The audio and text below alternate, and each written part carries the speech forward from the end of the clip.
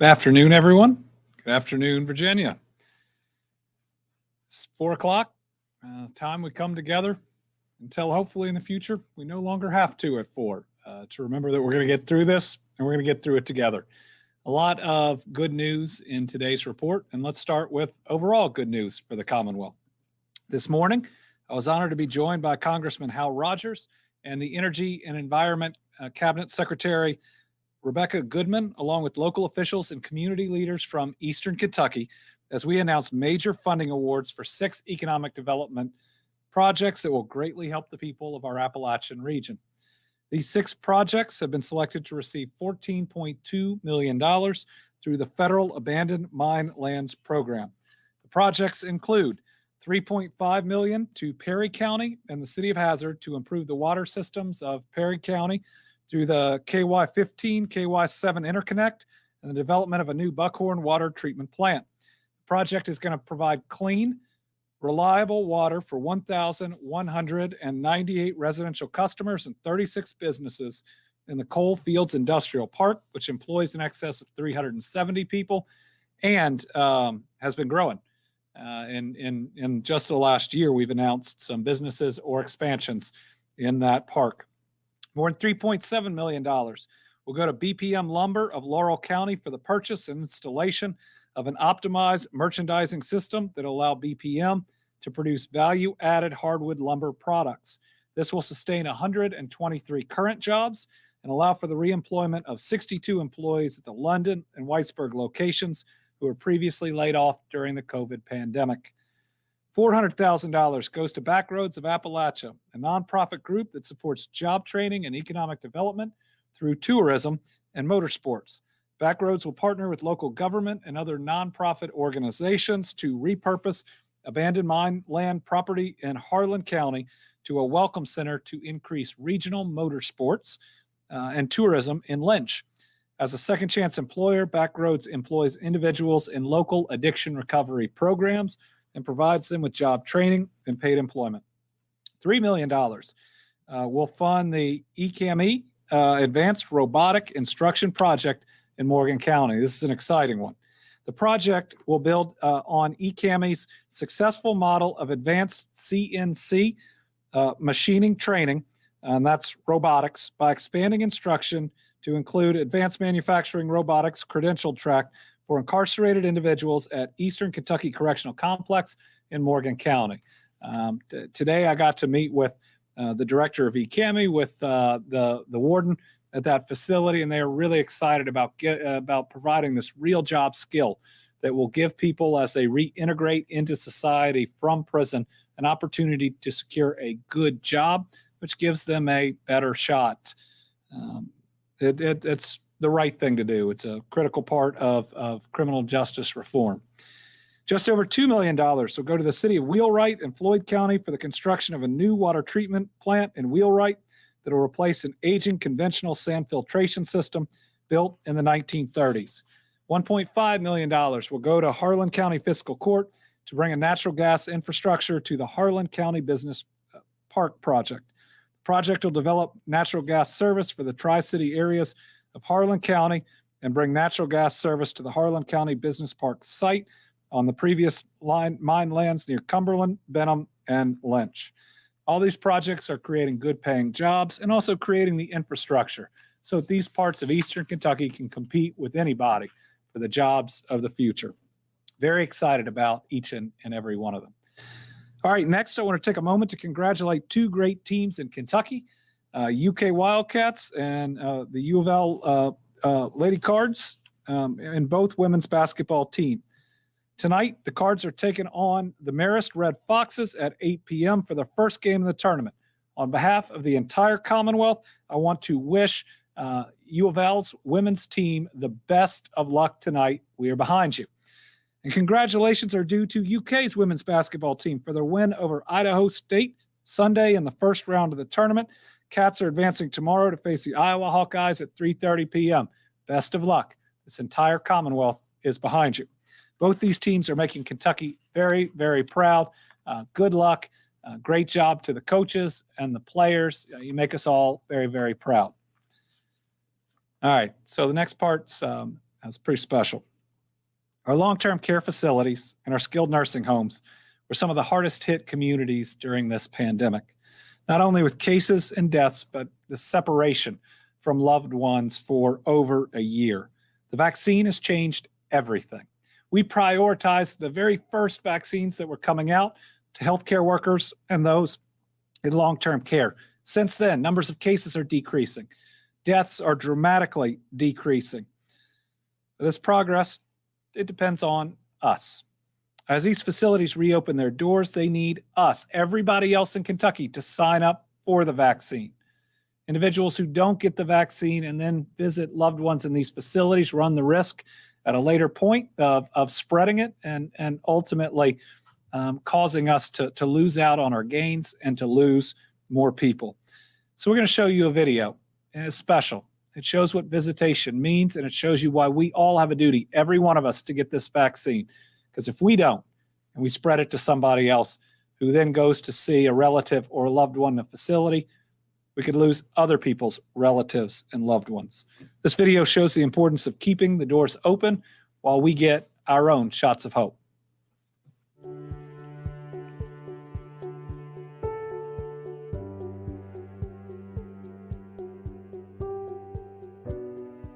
Sarah Christian Village is a continuing care retirement community in Lexington, Kentucky, and we serve approximately 375 older adults in various capacities of living. It's been extremely challenging for our families, for our residents, for our staff members. We've been disconnected from each other in very many capacities. So Monday was a wonderful day at Sarah Christian Village. Families that have been waiting to reconnect with their loved ones in person touch the hands of their loved ones and hug their loved ones. I thought I'd never see him again. And I cried and cried and cried when I saw him. Oh my goodness, as she said, so many happy tears. My daughter was with me and we just loved on her and hugged on her, and we were here a good 5 hours. I mean, there's nothing better. Just being able to give her a big hug has just meant the world, because you just don't get that same affection when you're on a conference call or on a phone call. But the fact that we can come and visit her, it just means the world. I mean, hopefully life is back to normal. That's what we all want. Tell everyone, please, if you haven't got the shot, please do. It's very important, especially for older people. We all feel safer. We all feel like we have that armor on us. The vaccine for us and for our population has been one major thing that is attributed to that. We're excited about more people getting the vaccine. It is truly a strength in numbers thing for us. The more folks that do get this vaccine, the safer that environments such as ours will be.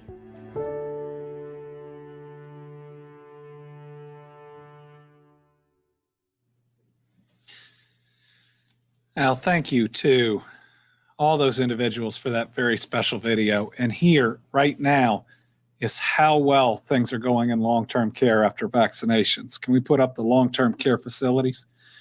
I want you to start by looking, well, once we're back. All right, there we are. I want you to start by looking at the active cases. Today, we have only added 2 new positive cases for residents. I don't remember the last time. I do not remember the last time that the number of new positive cases for residents was so low. I mean, this is an amazing day. 5 new staff have tested positive. Again, that number is lower than we would regularly report for a long time.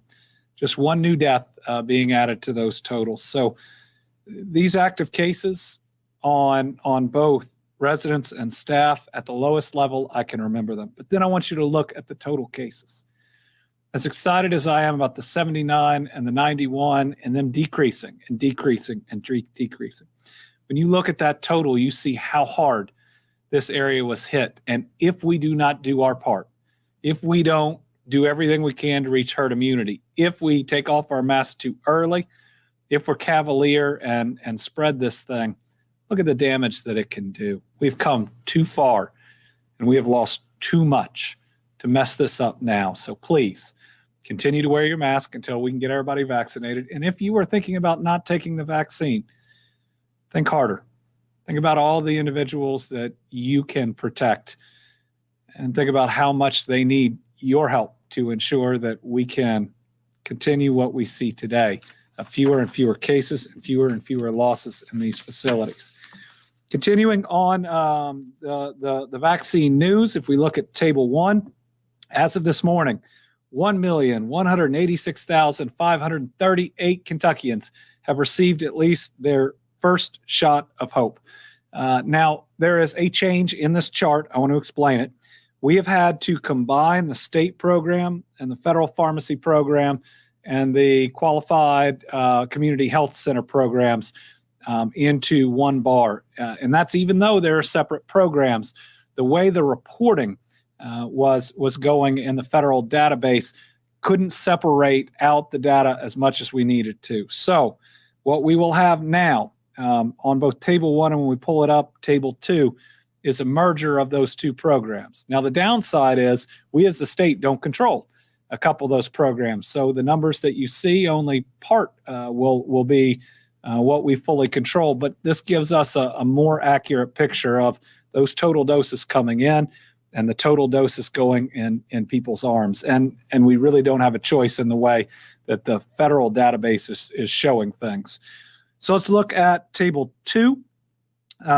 Now, the addition, which is line 14, which is this week, is we had to take everything, all the extra doses remaining from the federal pharmacy program at one time and put them into the first dose allocation number you will see coming down. So that is, the 14th line.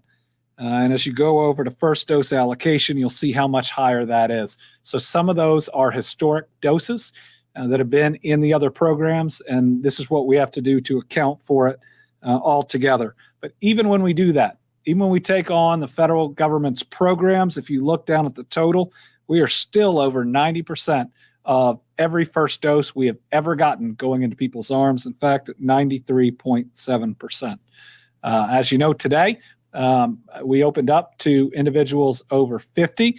To clarify questions that were asked at last week, all individuals with intellectual or behavioral conditions are eligible to get the vaccine in 1C right now, and we will clarify that online. Those were good questions raised, and the clarification needed to be made.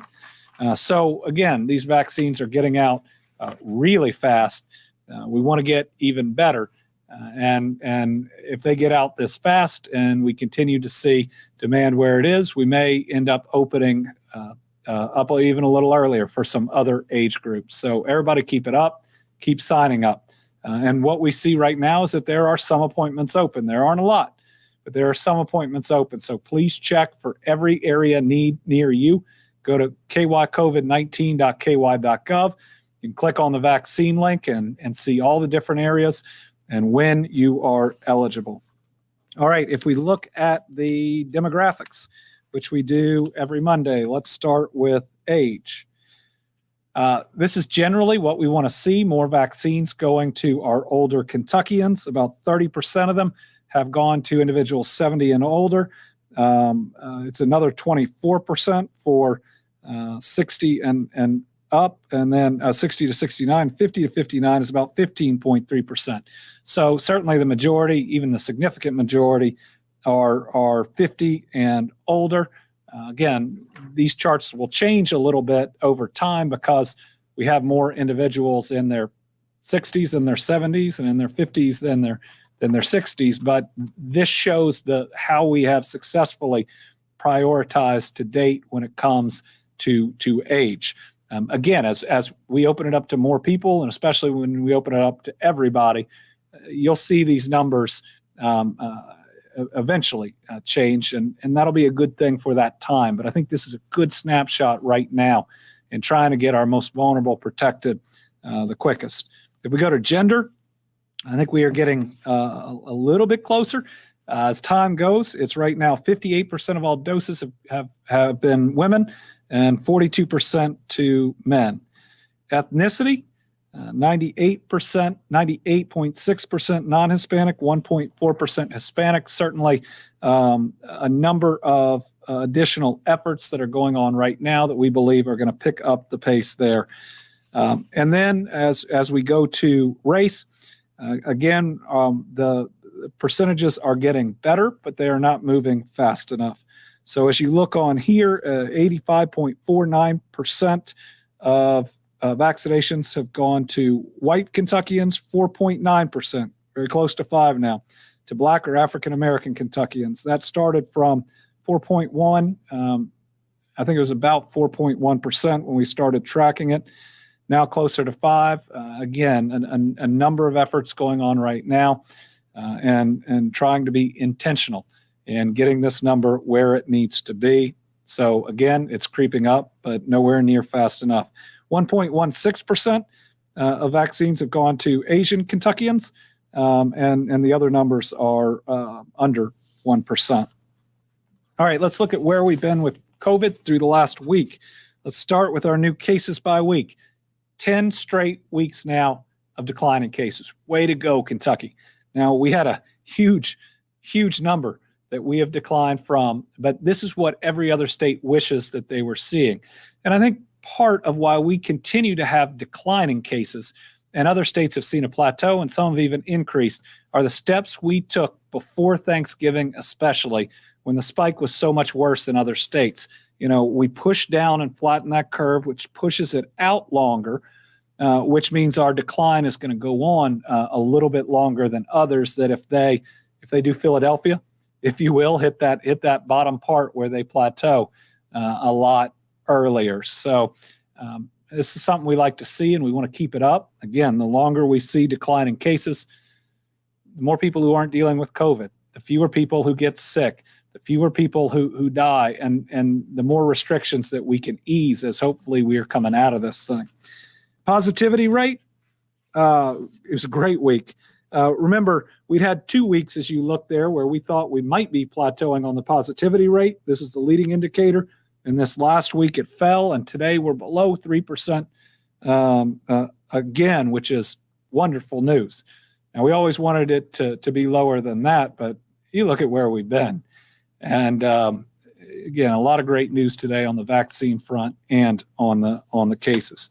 Let's look at inpatient census. These are Kentuckians in the hospital with COVID.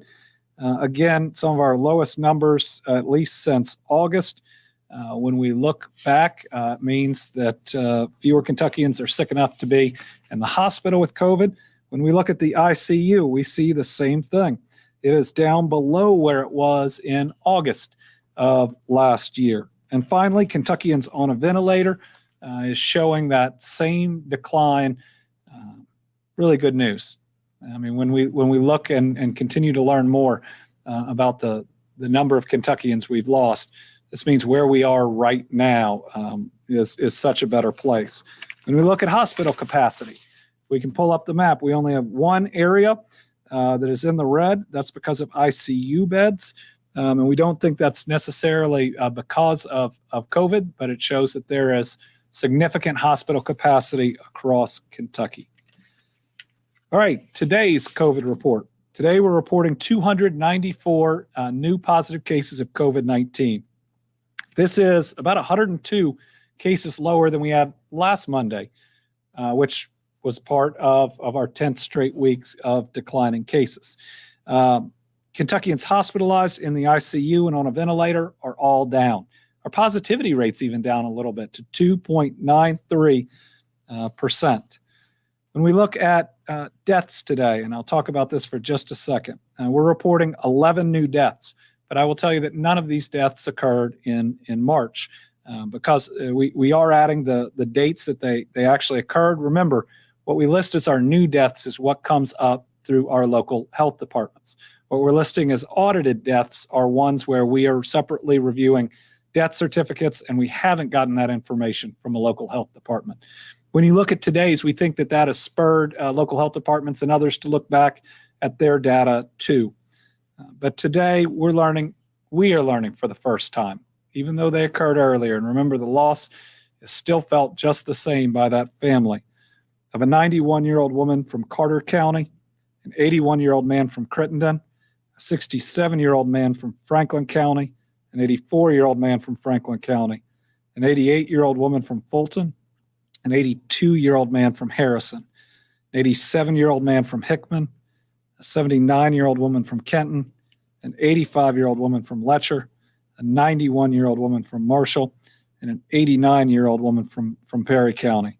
We're also adding 50 new deaths from our audit. Those are deaths that we talked about would be coming in over these sets of days, and we continue to work to make sure that we have no unknown soldiers, that every family that's grieving is recognized as we come out of this worst pandemic of our lifetime, that we know its true toll, that it is recognized, the pain that people are feeling, the grief that they have been through, and this massive major event that we have lived through. We'll continue to provide that information as we move forward to ensure we have a full and complete picture. But again, today having no reported deaths from March is some good news in and of itself, and I hope that's something that we continue to see. All right, we'll now move into questions. And we've got 1, 2, 3, 4, 5, 6, 7, 8 journalists on the line, and we'll start with Catherine Collins from WLEX.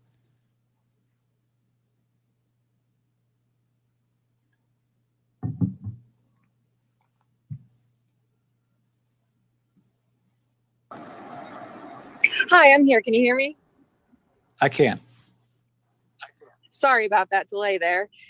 My question is about the outbreak involving a variant at a Kentucky nursing home. Is there any update on that outbreak, the status of that outbreak? And also, is there any update on the variant? Have we learned anything more about that? Yeah, I think Dr. Stack commented on this a little bit at the end of last week. Do we have him on the line today?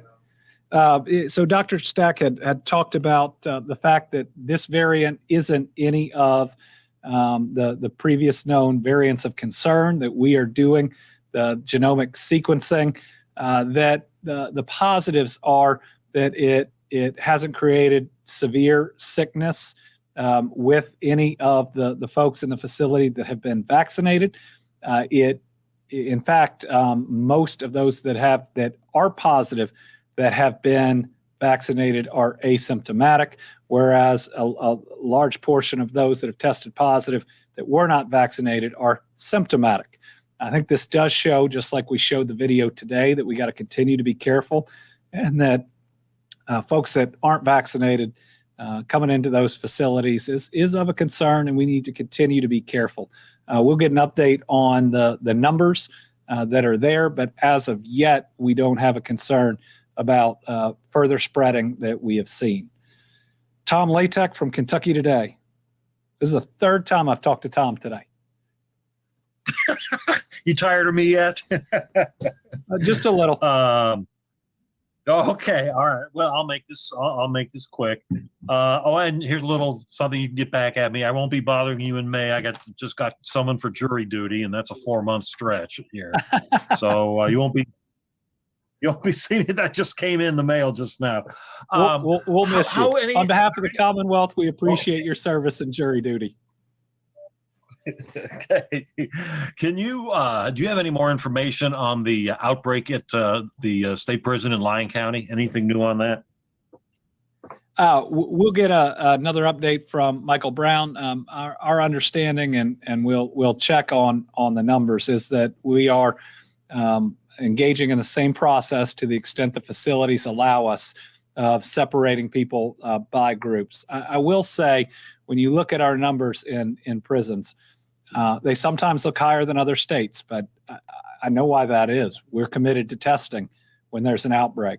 I've seen others that have stopped that, but we want to know the full scale of it so that we can try to mitigate it to its fullest extent. We'll get you an update on where the positives are as of today. Chad Hedrick from WKYT.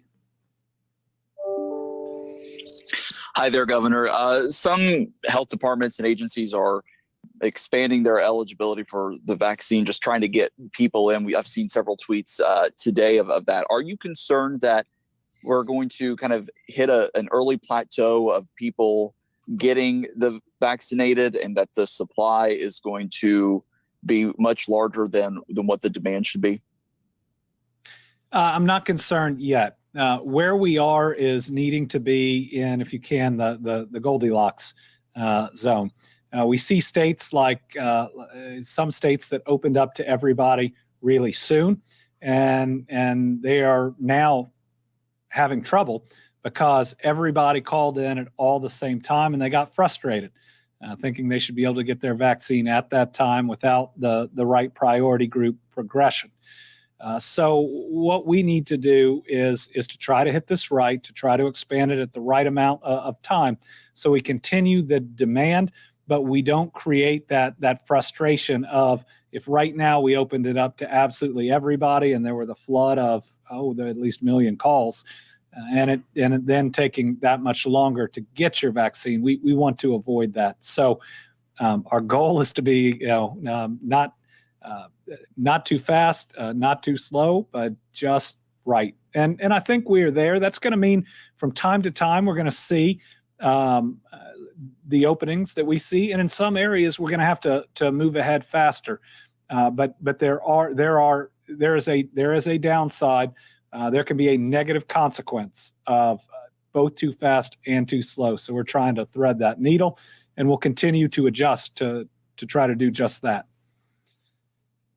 David Winter from WKRC Local 12.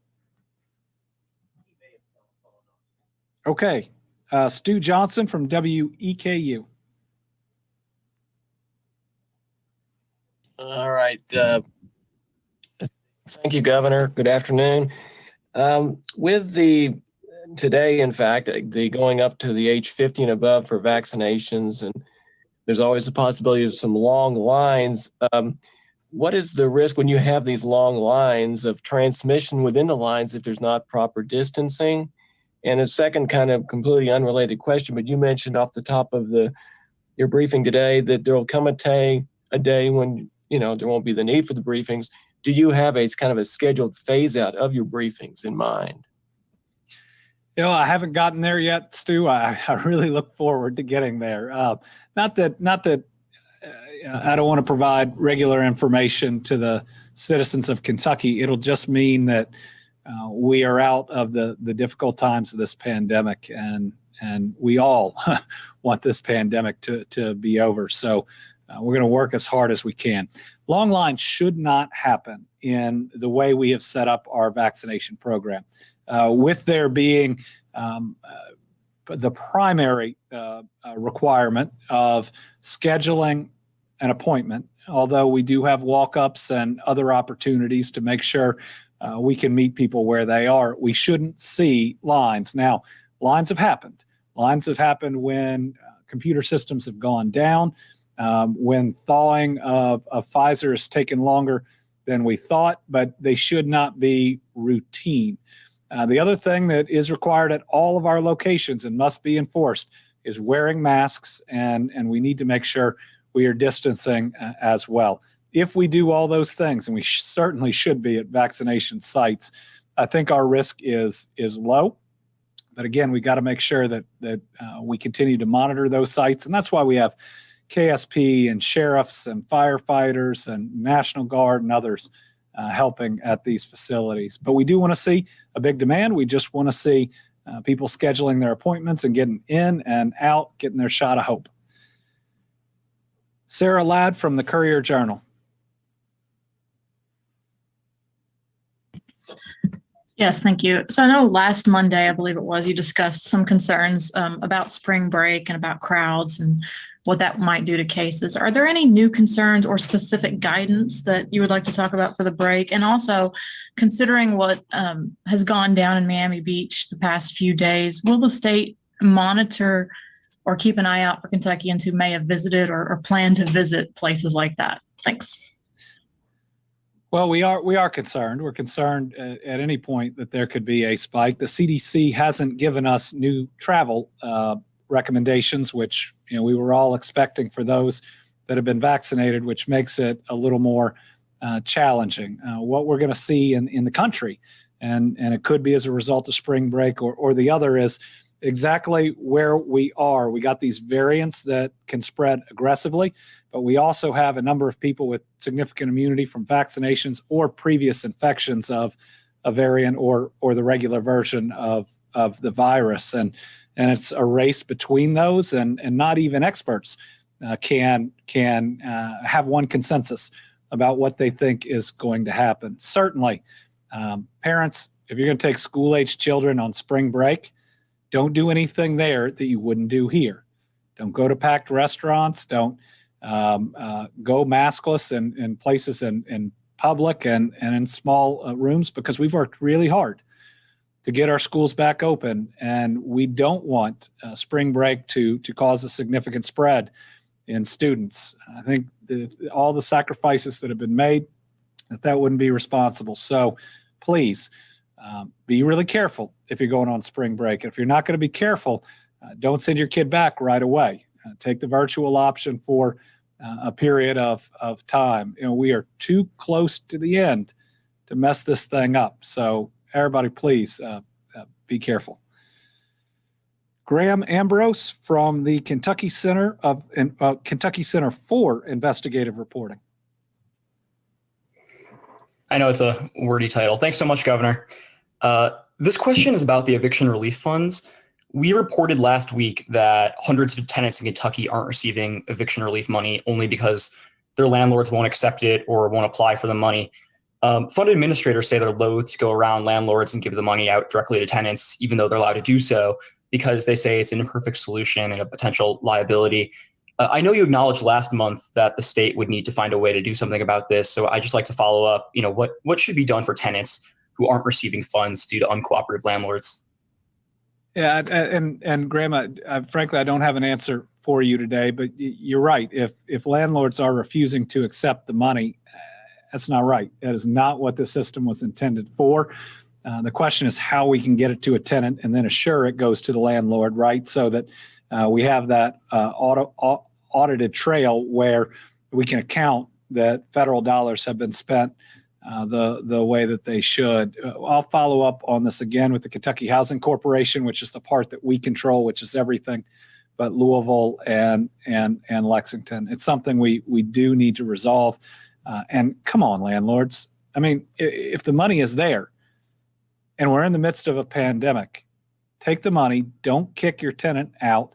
There's an opportunity to get 3 months ahead and money on the back end too. It's both the fiscal and the moral thing to do. Bruce Maples from Kentucky Health News.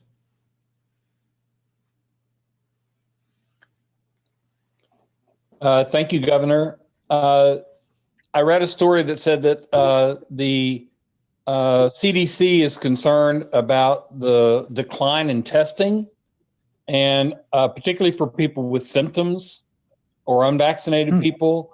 What are our testing numbers doing in Kentucky, and will there be a push to get them to increase?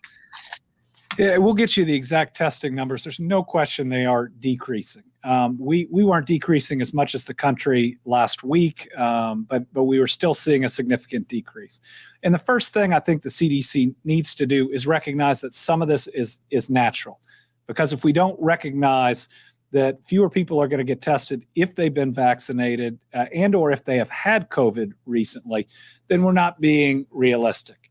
But certainly amongst unvaccinated and in the right circumstances, vaccinated folks, and certainly people who are symptomatic, absolutely need to continue to be tested. One thing we'll look at are especially our hospital testing numbers outside of kind of the drive-through where you'd go if and when you are sick, because we still need those people to quarantine and to not go to work.